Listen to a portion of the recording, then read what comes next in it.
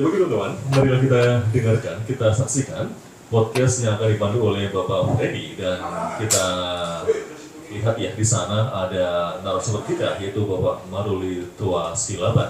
Seperti apa beringasnya, seperti apa ganasnya dari Pak Freddy memberikan pertanyaan-pertanyaan kepada Pak Maruli, dan kemudian seperti apa Pak Maruli dalam menangkis pertanyaan dari Pak Freddy. Ini akan sangat rally ya, kalau dalam bulu tangkis rally, pertanyaan dan juga jawabannya nanti. Jadi jangan sampai kalah, tapi dalam hal ini tetap ada persatuan dan kesatuan Indonesia yang kita usung. Silakan kepada Pak Freddy, langsung saja stay tune. Baik, selamat sore. Kita kembali berkumpul di podcast satukanindonesia.com, dan kali ini narasumber kita luar biasa. Dan kita ucapkan selamat yang hari ini berulang tahun yang ke-6 satukanindonesia.com, senantiasa jaya, jaya, dan jaya selalu bersama pemimpin umum kita, Pak Maruli Tua Silaban. Kali ini seperti moderator tadi yang Pak Chandra, tentu saja ini sahabat lama kami. Sahabat lama saya, jadi kalau urusan begitu tuh sangat lebih lincah Pak Maruli ini. Jadi urusan seperti apa dinamika dan pergerakan, kan setahu persis ini adalah seorang aktivis, kami cukup lama, dan kali ini saya ucapkan profesiat sebagai pemimpin media yang namanya luar biasa, satukanindonesia.com. Apa kabar Pak Maruli? Puji Tuhan, Alhamdulillah Pak Freddy sehat. Kita bersyukur hari ini bisa kita berjumpa kembali di dalam podcast dalam momentum hari ulang tahun yang ke-6 satukanindonesia.com. Kita bersyukur kepada Tuhan dan berterima kasih untuk semua pembaca dan khususnya teman-teman yang hadir pada hari ini, dan Pak Freddy yang memandu podcast kita di saat ini. Terima kasih. Kali ini ada yang luar biasa. Pemilihan tema.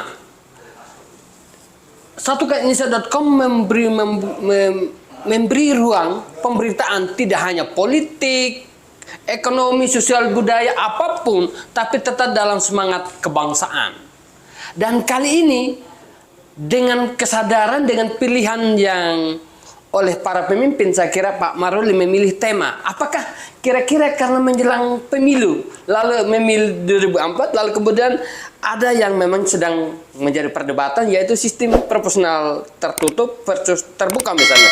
Kira-kira tidak berarti sebagai media itu atau jurnalis itu berpolitik dalam konteks terlibat dalam politik praktis, tapi minimal ada literasi perspektif media seperti apa di tengah sejumlah perdebatan yang sedang berkembang saat ini. Silakan Pak Maruli. Baik, terima kasih Mas Freddy. Syukur kepada Tuhan, syukur kepada kita semuanya. Terima kasih untuk para pembaca kita, penonton kanal YouTube satukanindonesia.com. Tentunya pertanyaan Pak Freddy tadi adalah pertanyaan yang cukup menarik. Mengapa isu ini diangkat dalam momentum perayaan HUT satukanindonesia.com yang ke-6? Memang betul, dari segi nama satukanindonesia.com dengan hashtag saluran berita pemersatu Indonesia, yang pada kesempatan ini mengangkat tema terkait dengan sistem proporsional terbuka atau tertutup menjelang pemilu 2024. Ya, pemirsa satukanindonesia.com, tentunya pelaksanaan pemilu tahun 2024 adalah merupakan agenda penting bangsa kita di dalam menghasilkan dan merekrut pemimpin bangsa. Nah, kita harapkan pemimpin yang akan dihasilkan melalui pemilu tahun 2024 mendatang adalah pemimpin yang betul-betul mempunyai komitmen, tekad, dan semangat untuk tetap menjaga keutuhan, persatuan, dan kesatuan bangsa.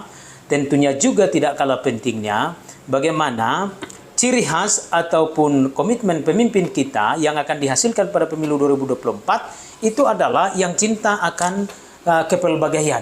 Karena sesuai dengan media kita, media satukanindonesia.com, saluran berita pemersatu Indonesia, untuk tetap menjaga semangat persatuan dan kesatuan bangsa. Lalu pertanyaannya, dalam perspektif kita sebagai media, apa keterkaitannya momentum ini dengan tema yang diangkat, yaitu bahwa memang satukanindonesia.com menyajikan berbagai macam kategori berita, berita politik, berita hukum, berita ekonomi, berita daerah, berita olahraga lainnya, berita-berita yang beraneka ragam hiburan. Nah, ini adalah tentunya merupakan pilihan kita untuk mengangkat tema ini. Nah, kenapa demikian? Karena bagaimana menghasilkan pemilu, pemimpin melalui pemilu di tahun 2024 mendatang adalah tentu ada keterkaitannya dengan sistem yang kita gunakan. Dan karena memang sudah menjadi konsensus bangsa kita bahwa negara kita adalah negara yang menganut sistem demokrasi. Ya, menganut sistem demokrasi. Nah, sepanjang dalam catatan kita di dalam proses pelaksanaan demokrasi di Indonesia, kita tahu bersama bahwa melalui putusan Mahkamah Konstitusi tahun 2008 yang telah memutuskan bahwa sistem pemilu itu adalah dengan menggunakan sistem pemilu proporsional terbuka. Ya.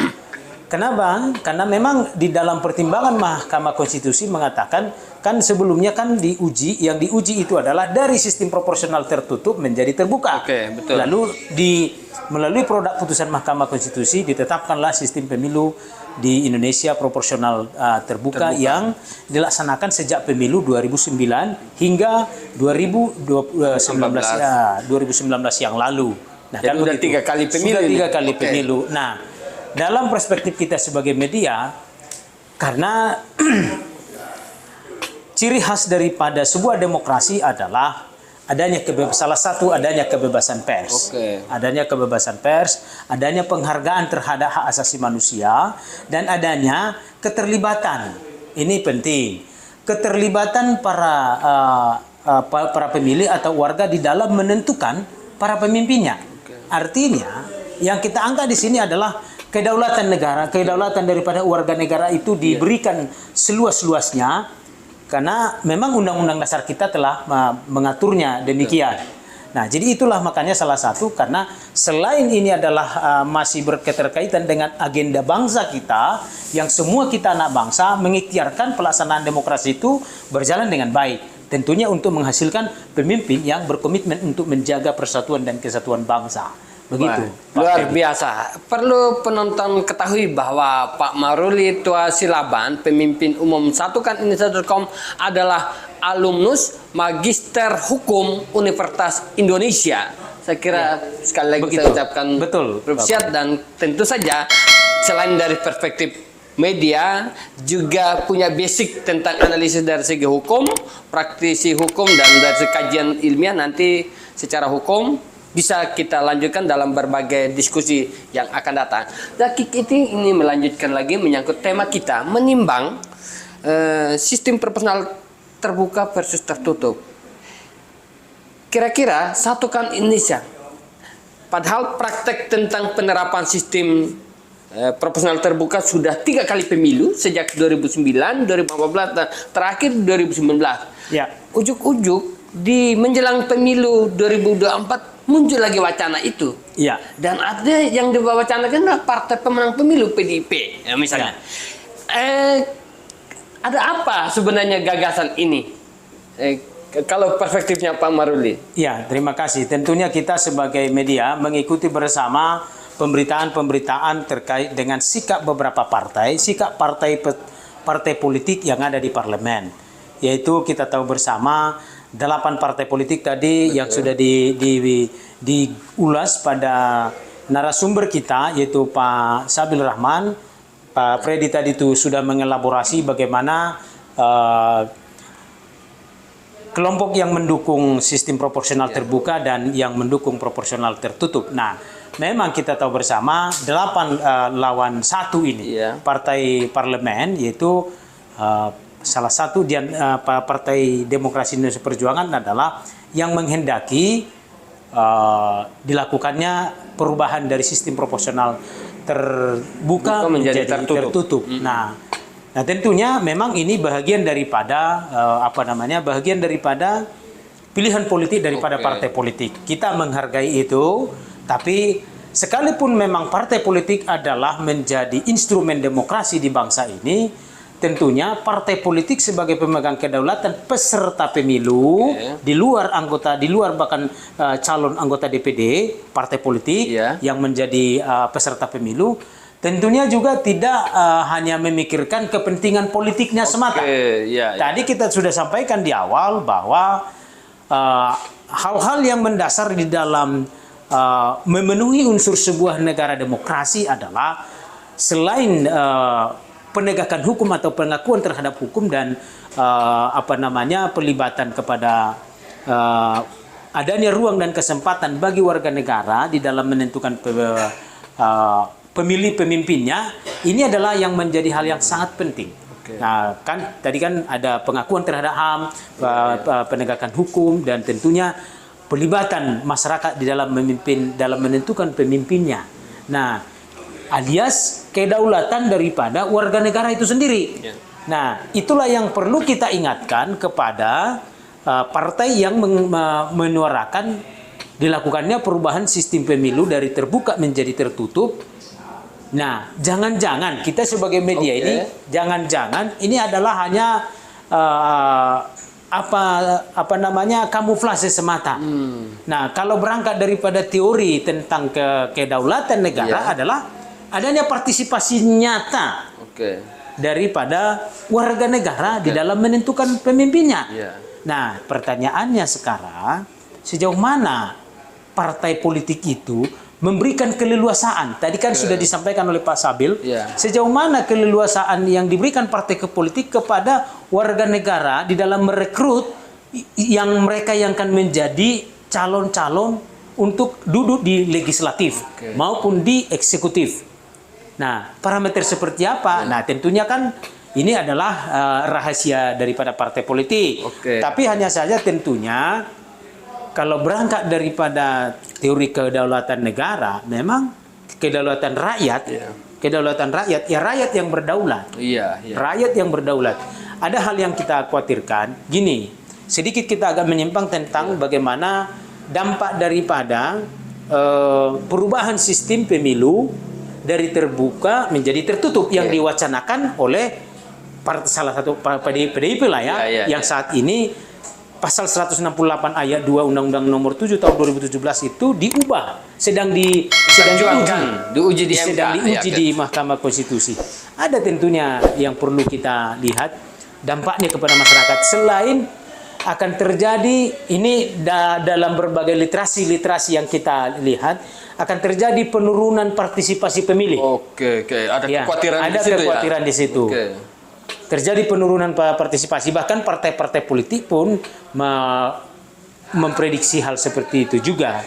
Nah, yang berikutnya adalah selain sudah ditetapkan, ini kan agenda pemilu ini kan 2024 ini kan sudah diagendakan jauh hari.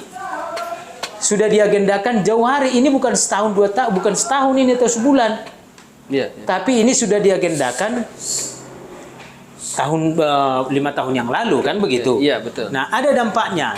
Dampaknya adalah kepada masyarakat. Nah, ini pemirsa satukanindonesia.com, ini hasil survei daripada media kita bahwa ada dampaknya kepada pelaku-pelaku usaha. Ada dampaknya kepada pelaku usaha, yaitu bahwa mereka mengalami semangat mereka mengalami kekhawatiran. Kekhawatirannya di bidang apa? Nah, ini kan sistem proporsional terbuka ini memberikan dampak yang begitu luas terhadap perekonomian masyarakat. Apa itu? Ya, pelaku-pelaku usaha konveksi itu, ini kita survei ini ke pelaku-pelaku konveksi yang ada di Pasar Senen, Pak Freddy, dan pemirsa, ini boleh diuji bahwa mereka tidak menghendaki sebenarnya dilakukan perubahan terbuka menjadi tertutup. Kenapa? Omset mereka akan berkurang. Nah, ini dampaknya kepada masyarakat. Dari segi ekonomi. Dari segi keterlibatan soal pewujudan kedaulatan rakyat, ini partisipasi pemilih akan berkurang. Dan soal kegelisahan misalnya, ini ada hanya kelompok-kelompok yang berduit misalnya atau yang populer misalnya, menurut saya itu tidak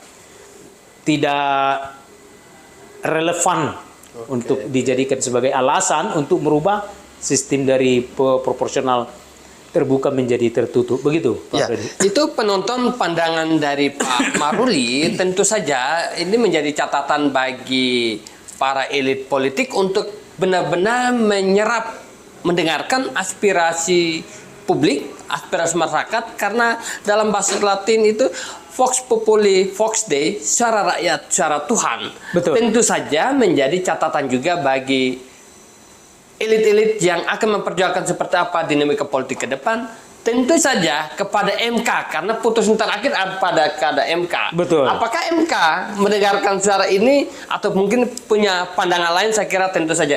Mungkin boleh menanggapi sedikit apa harapan kepada MK ke depan atau dalam situasi tentang sistem yang akan diterapkan pada pemilu 2024. Baik, terima kasih Pak Freddy. Karena memang ini adalah kanal terakhir adalah ada di Mahkamah Konstitusi, tentunya kita menghargai dan menghargai sistem dan proses yang berlaku di negara kita terkait dengan uji materi. Uji materi atas undang-undang itu adalah menjadi kewenangan daripada Mahkamah Konstitusi.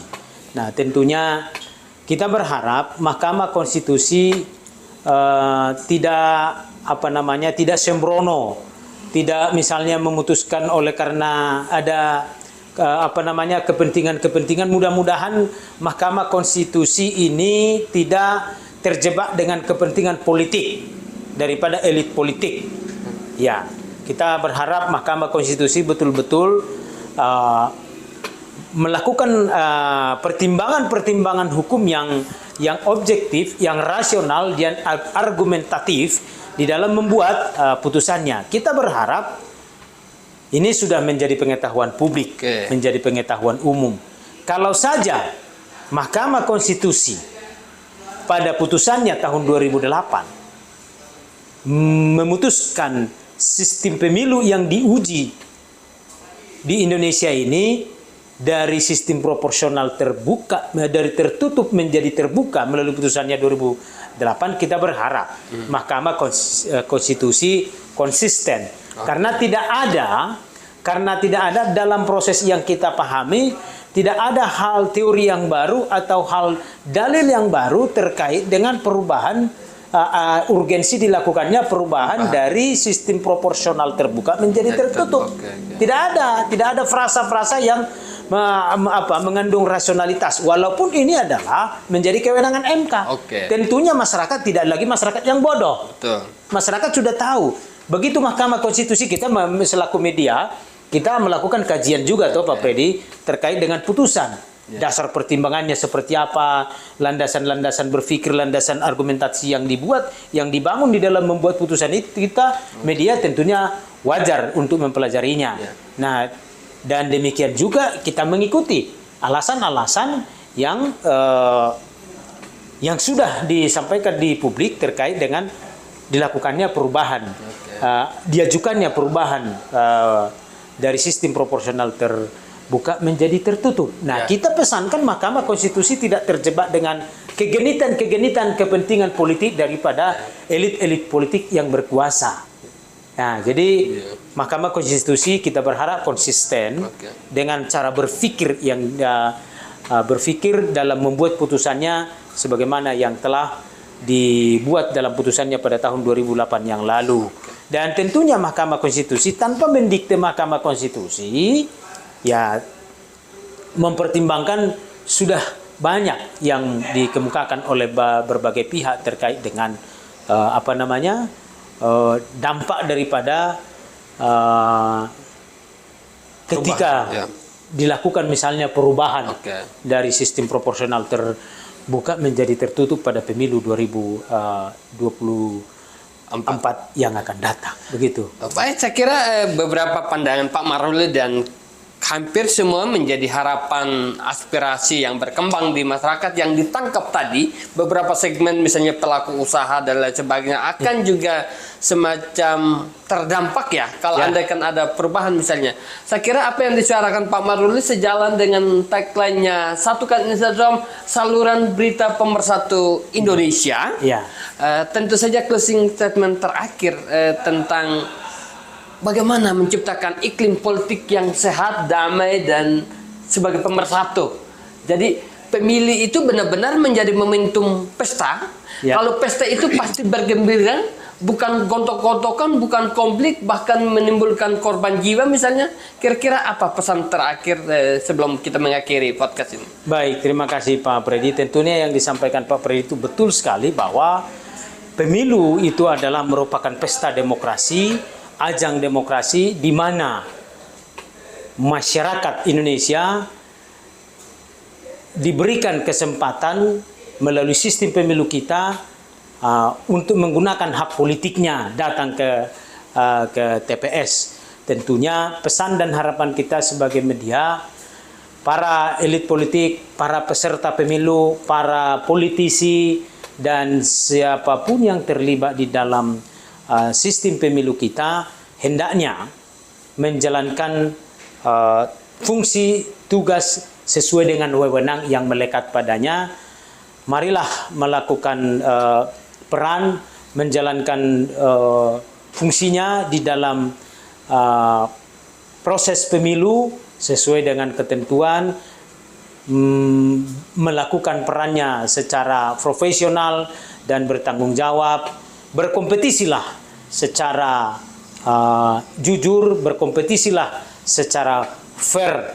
Mari kita sukseskan Pesta Demokrasi 2024 tanpa harus merusak dan mencederai prinsip-prinsip demokrasi ataupun mengabaikan hak-hak politik daripada warga negara, dan tanpa menciptakan kegaduhan, keresahan ataupun yang membuat bangsa dan bangsa kita terganggu, yang membuat stabilitas keamanan dan pertahanan kita terganggu.